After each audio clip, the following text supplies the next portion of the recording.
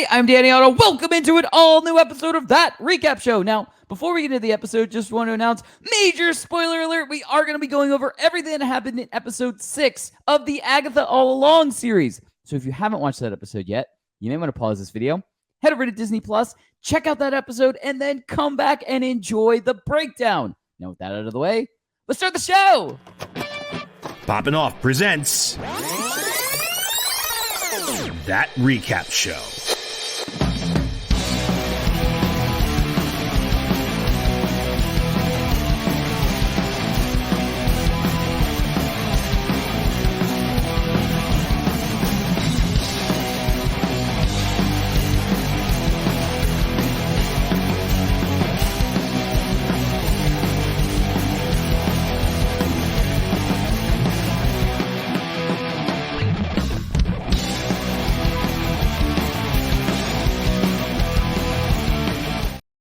All right, joining with me to break down everything from episode 6 of the Agatha All Along series, it's Jon Jon Rico! Witch! I Witches! I think of that soundbite more often than I probably should. It's the best. Yeah, I'll have to share if you lie on Twitch. But anyway, yeah, we're all up in these witches. Oh, yeah. What? But I mean, starting right out, we got, it's funny because we've been, recapping the Penguin series and the Agatha All Along series, like weekly, both of them. Mhm. And we got pretty much, similar, I guess, makeups of the episodes. So like we got flashback episodes for both to give us more context on key characters, which is awesome. I mean, I think they both did it very well. And I mean, obviously, we've been kind of needing this context of, who Teen was, and now we can put a real name to it. Who William Kaplan was, because he called himself William until he actually switches over to Billy Maximoff.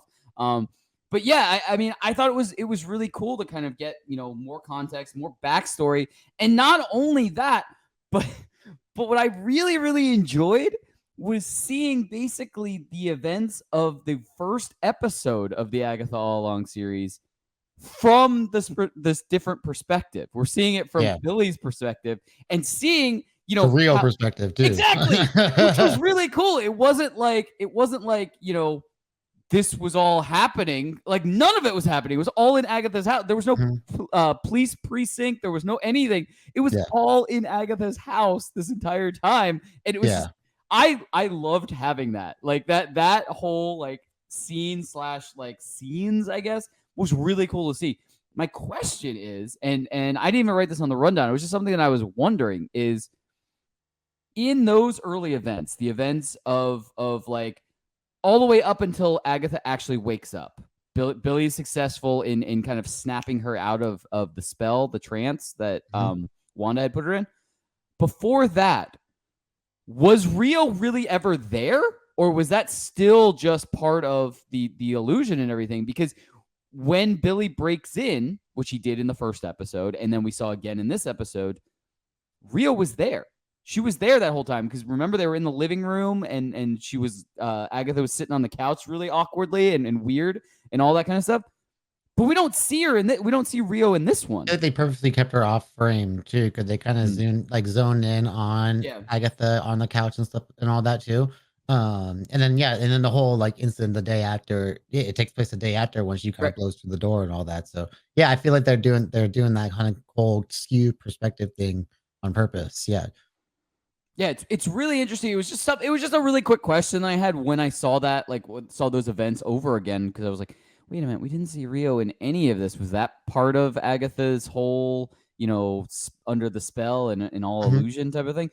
But yeah, I'll get more into Rio later on, maybe in takeaways and predictions. I have some more questions about that. Yeah, but for Rio, what were some of your instant reactions for episode 6? There's so much to talk about. Yeah, I think it's funny because I didn't even think about the fact that both this and Penguin both in the span of a few days just had the same kind of episodes where like we have these characters who are kind of like the second to our lead protagonist characters. or in this case, almost like protagonist characters, because they're both. It's funny that we got these two shows that are both based off of villains too. There's a lot of similarities between these two shows, just the fact that by nature that they're going on at the same time. It's kind of easy to put some parallels between them, so I like that a lot. Yeah. But yeah, I do like that because it's also like, again, we got these two shows about villains, and then we have these characters who are kind of seeming like they're, they have to be like the foil to like these kind of these villains, right? So we have a character like Billy who's doing stuff, in with his family as motivation, and you get the same thing with Sophia, but it's really more so to redeem herself and her past, because it's a dark past there too. So I do like those kind of two balances between those two characters, like two different approaches to the same style of character, which I think is really awesome. But yeah, back to this episode overall, I really like the way that we got like this again. Yeah, a lot of context added to, especially for Billy's character. I do like that they do the Billy Kaplan thing at first. Like that was like the old version of the character before he ultimately passed, and then right away, bam! Like we get the new our Billy inside of him, and and it's Billy Maximoff. He just kind of adapts that his mom's last name, which is pretty cool. Because that's of course that's what he knows himself as. But it's a great way of just kind of blending both those moments too, and again, like you said, kind of like blending in those certain little moments from even moments from the finale of WandaVision too, which is really cool. Like you can kind of line up certain things from other people's perspective. And again, another thing that Penguin has done, like when they did this with Vic and all that from episode 3. So that was really cool. Like it's always cool when you can take other characters' perspective of certain events that we saw from a bigger show, or another character's point of view. So yeah, I really like that a lot. And yeah, I also just like getting to see, like, I just like that when we watch this show, I have no idea what's actually like real and what's not. Like the whole opening stuff with Billy at the bar mitzvah. I'm not sure if we're watching like something that really went down, or if this is like some kind of dream sequence that he's in, because we're on the witch's road, of course. So again, I always like the way this show kind of plays with our perception of reality, essentially. Whether it's the trials or just like going through flashbacks and kind of messing with the timeline formula as far as telling the story. So yeah, I'm really enjoying it as far as that's concerned. Yeah, and you mentioned it, but like I like that the residents of Eastview are just basically living with the fact that Westview is just covered in this weird looking force field thing. Yeah, They're really. just like, whatever, it's just a thing. Like until they all start getting like the emergency broadcast alerts on their phone. But before that, they were all just like having normal days. They're just like, whatever. That's Westview's problem. That's the thing about living in that MCU world too. Like I think there's a scene between Billy and his boyfriend where they're just like, is it aliens? Is it something else? And like the fact that they can like actually bring up all these like crazy ideas as actual like possibilities, and that they don't blink an eye at it. That's kind of the fun thing about this kind of a world too. It's just like, oh yeah, it's some more crazy shit's going on, but it's in the next town over. As long as it's not us, we're good, right? we had a reference kind of like that in Falcon and Winter Soldier when they first meet up, and he goes, "What big three?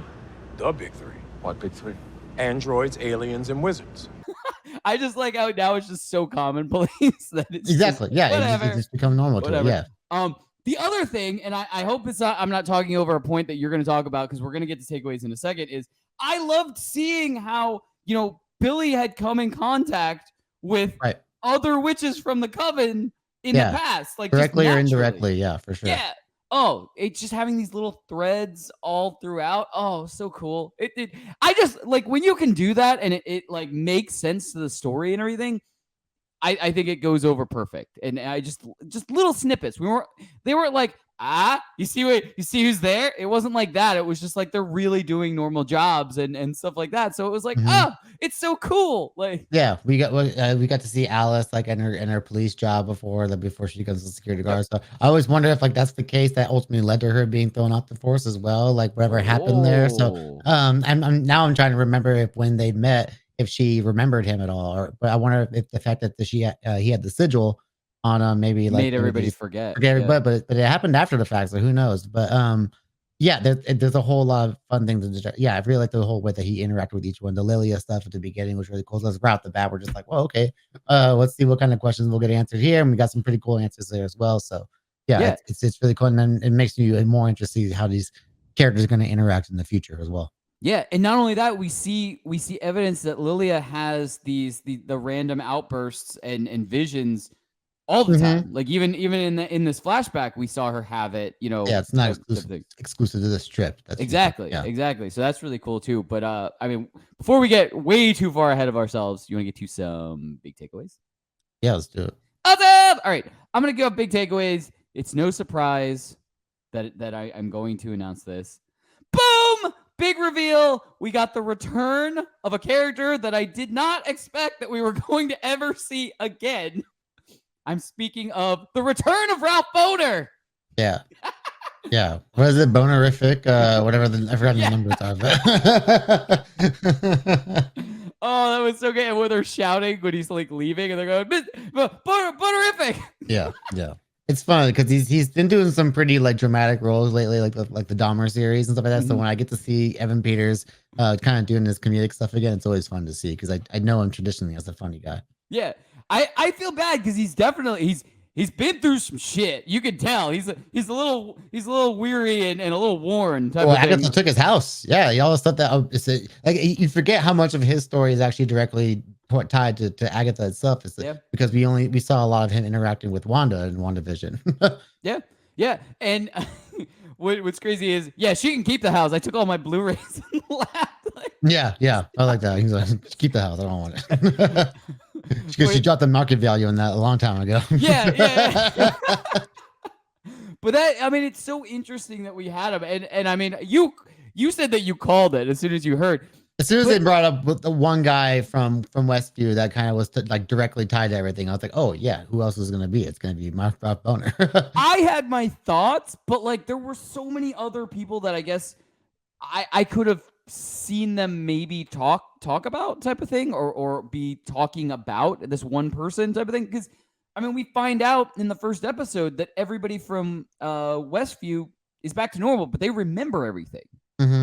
You know, and even Sharon, like she remembers what she was called, you know, when they were all under one. Right. They all remember. So they all remember. So it's not like it's the only guy. It's just the only guy that's, you know, sounds crazy on the internet, but is telling the truth publicly type of thing. Everybody else in Westview is kind of just like, oh, it's just a Westview thing. They made a point to mention that like how he was like really close to like the direct events too. I think that's why I was also like, oh, okay, that's why. Because the only person it would be as far as like if they're mentioning a guy would be Vision, and there's no way these two kids are gonna just get access to Vision right away. That'd be the most crazy cameo. If all of a sudden White Vision just came, I was like, yeah, I got this guy's memories. I can let you know what happened.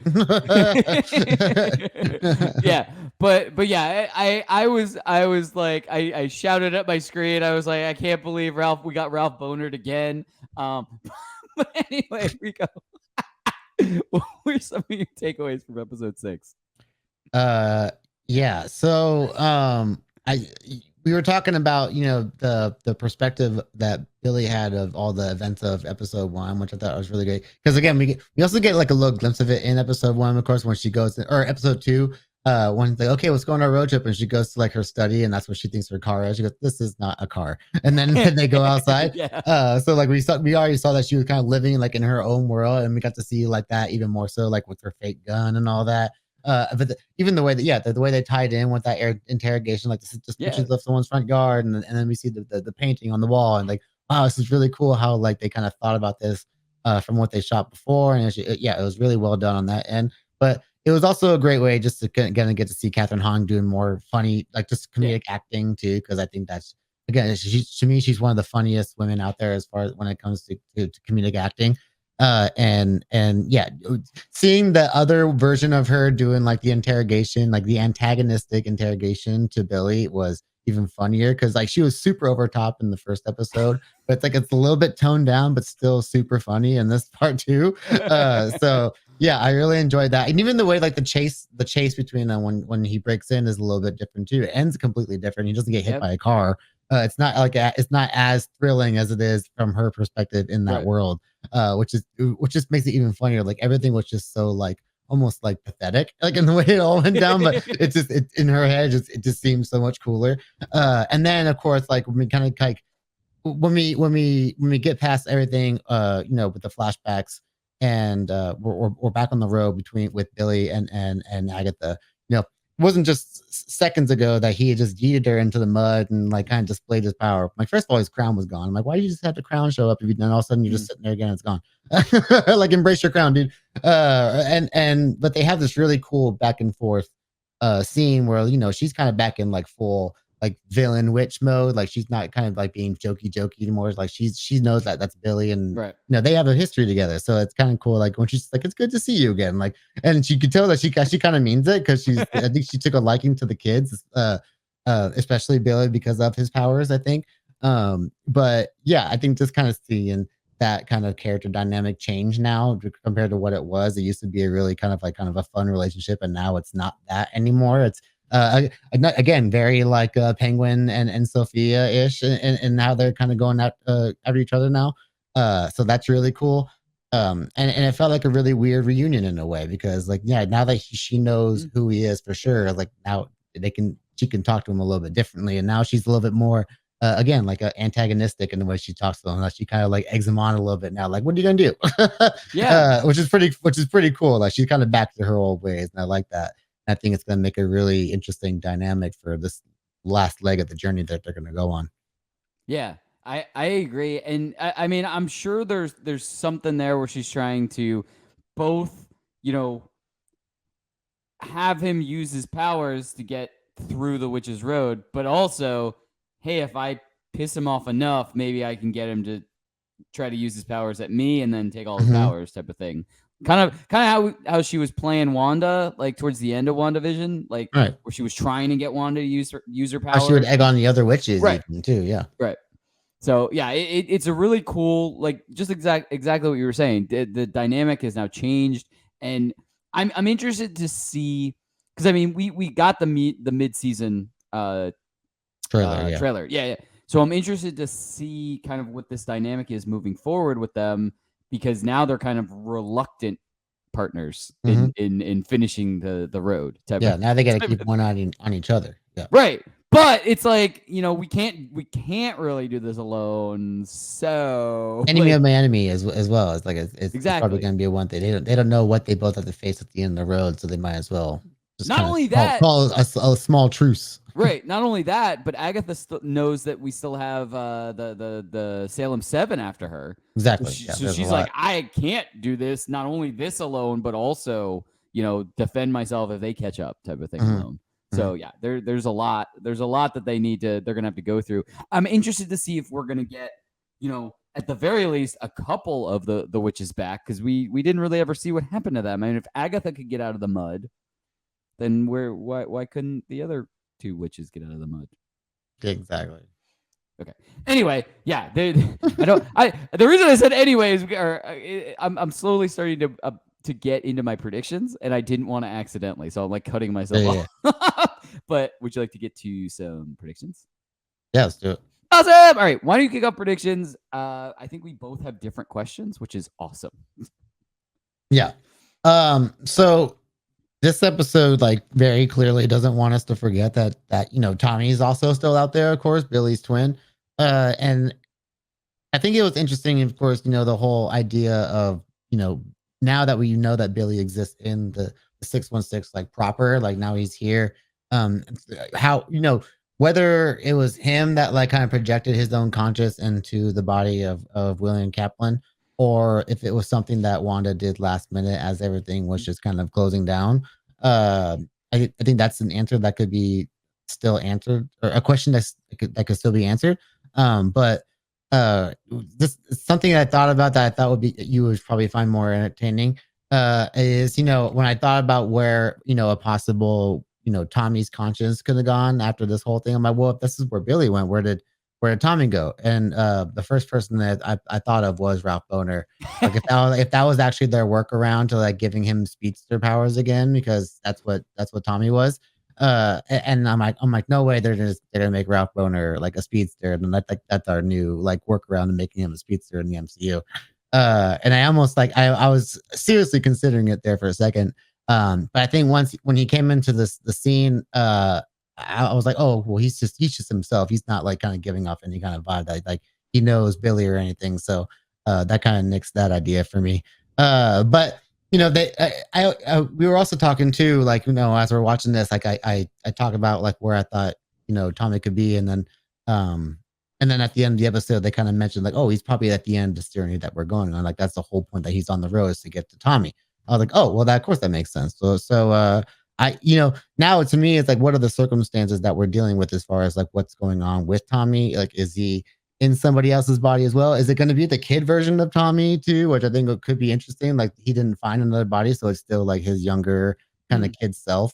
And is he being held by like some like Mephisto or like a Nicholas Scratch or something like that? Like that would be interesting too if like he's being held by Agatha's son, who's now leading the Salem 7. I think that's a cool little tie-in as well. Like you were talking about the idea of like, Billy and Nicholas Scratch being like, two halves of one person essentially.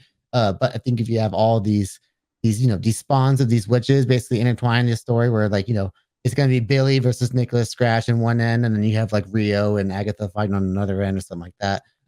There's a lot of different ways you can go here, and then you have the whole Mephisto deal that you can deal with as well. So yeah, there's as far as what they're going to do with Billy, I think that's probably one of the most interesting things to me right now. It's really funny, and just to pull the curtain back a little bit, we didn't talk about that the Tommy theory that you didn't end up putting on the rundown or anything. We didn't talk about that before now. On that one. But it's really funny that you mentioned that because I didn't say it, but for a split second in the scene where they are talking with Ralph Boner, and Billy goes, "You didn't like have any special things happen after the thing, like like special powers or anything type of thing." For a split second, I was like, "Oh my god, what if it is like what if it's Tommy?" Yeah, what if all of a sudden it is Tommy? And he goes, "What do you mean?" He goes, and like he could hear him say like, "Well, I'm going a lot faster," like or something like weird just to allude that he was a speedster or something like that. I was like, what if that happens? But I didn't mention it because not only that, but like Ralph Boner just looked really old in that scene. That too. This doesn't work as like a brother duo at this point. Right. They're not going to make one brother like significantly older than the other. Right. So like that kind of nixed it for me right away from that scene. But there was a split second there where I kind of had that same idea. So that's really cool. And I like that now we have new things to speculate and new things like new mysteries now that we got context more for Billy. Now we're like, oh shit, out of that reveal is out there, we can actually get to more bigger picture predictions. But not only that, but like now we can think about like where's Tommy, and what if I'm gonna put put a crazy theory out there. Do it. What if Nicholas Scratch, like all this time I was thinking like, what if Nicholas Scratch and Billy ended up being the same person? I think it's Nick and Tommy. Yeah, what if Nick and Tommy end up being the same person? Right, you were spinning your other crazy theory. Okay. Yeah, theory just gets moved over. Yeah. But anyway, I'm just putting it out there. Look, I was close. I mean, Billy Maximoff ended up, being reincarnated into a body of William Kaplan. Like I still wasn't that far off. If we're really getting there, splitting hairs here. But anyway, another question I had, when we kind of jump back out of kind of our flashback, which was kind of the meat of the episode, we're back on the Witch's Road, just like you were saying. Agatha's out of the mud, and they're talking and everything. And the biggest question I had was, where has Rio been? She wasn't there, when Billy threw everybody into the mud, or the other two witches, threw Agatha in the mud. She wasn't anywhere to be seen. So where has she been? Did she stay like in the last trial house? Like where is she? Yeah, I don't know. Because it seems like they don't deal with much time after the whole like we don't know how much time passes after Agatha crawls out of the mud and like right. All He's that still in the same place. There could have been a conversation they're still in the same place, but she could have been down there and then crawled her way out after Billy and Rio have some kind of conversation that still hasn't been revealed yet or something like that. Yeah. Like I said, like even with how they were doing Billy's perspective on the first or the second episode or first episode, we didn't see Rio like in that specific scene. I don't think either. Like they're just kind of specifically honing in on Agatha. So I think there could be something deeper at play there as far as maybe like Rio messing around with Billy too, like manipulating him in some way. Yeah, I'm very interested in kind of what's going on there as well. Yeah, it's so interesting because they are using not only characters, but they're using, being able to see the same kind of like some of the same events showing from a different perspective.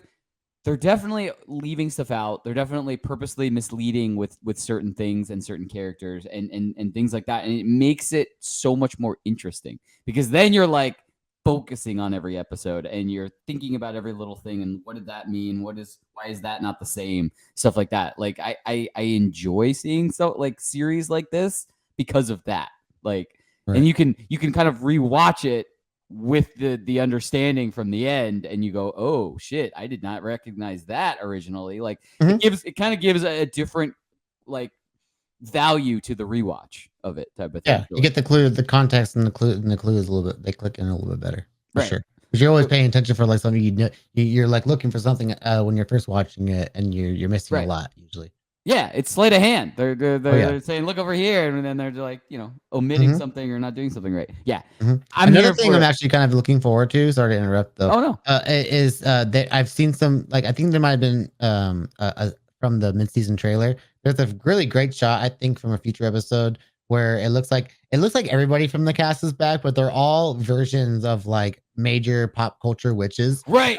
That looks and honestly, like as far as like specific episodes, I'm really looking forward to like what they do with that episode. Like, cause like Billy is like Maleficent, which looks really funny. And then you got like the Snow White witch in there. You got like the Glinda the Good Witch from Wizard of Oz. You got the Wicked Witch of the West. Yeah, there's so many different cool little nods that they have to past witches that I'm like, okay, that's again. I went back to like the product, the production design, the set design, the costume design, and stuff that from the 70s episode.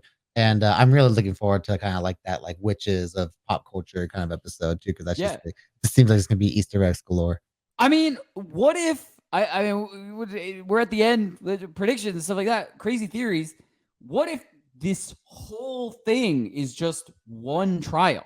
And no one really died. Like, what if they get to the end and it's like the whole road from the minute that they walk down the staircase to the end is the trial. And it's not like these different trials at these different houses. And everyone who technically died didn't really die type of thing. Like, you know what I mean? Like, what if it was all an illusion and just to build more into thinking that you're doing these multiple trials and really the whole thing was just one overarching trial where you're not only dealing with what's in front of you, but you're dealing with the overall grief of the entire impact of all the events together type of thing. So like maybe that's what we find out. And that's why all of the characters are then back. Right. They do. Agatha does insinuate that like Billy killed the other witches essentially. Like they're gone. Like that's, hey, whatever. I remember my first time killing other witches. Yeah, she goes, she kind of blows it off. And she starts counting. Like so many. So it's like, there could be a point where they get back and they're like, wait, everyone's back. Like, oh, so like wherever happened to you guys is just kind of like you guys just got to go to the finish line before us. Yeah, that could be a fun. I mean, that's the other thing that could answer kind of what if Rio's kind of pulling all of the strings? Because I mean, technically she gets summoned onto the road. She never really entered the road. You know what I mean? Could answer a lot of questions about her character if she's manipulating dead characters. So exactly. Yeah. All right. Well, I'm here for everything. We got 3 episodes left? Yeah, we're creeping up there. Halloween's almost here too. I know. This is just getting me more and more into spooky season and everything like that. I cannot wait for next week's episode and just finding out, like uncovering everything else, like in general. But as we always say, that's what we think. Let us know in the comments below. What did you think of episode 6? And who or where do you think Tommy is? And were you excited to see Ralph Bohner again? He is alive. He is well. Sadly, he will never be the MCU Quicksilver, but at least we know that he is safe. And as always, don't forget, like, subscribe, and turn on notifications to hear about all of our latest audio and video podcast releases. Bye, everybody! Poppin' Off presents That Recap Show.